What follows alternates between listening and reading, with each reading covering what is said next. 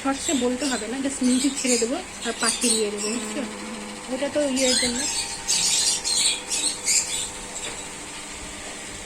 इससे क्या कहते हैं दीदी इसे?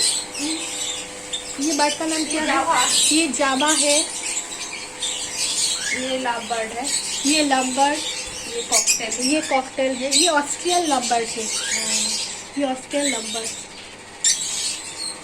ये कॉकटेल है, देखिए ये कॉकटेल। ये इनके घर, हाँ इनके घर है, अंडे देते हैं। वहाँ देखिए कितने सारे हैं, देखिए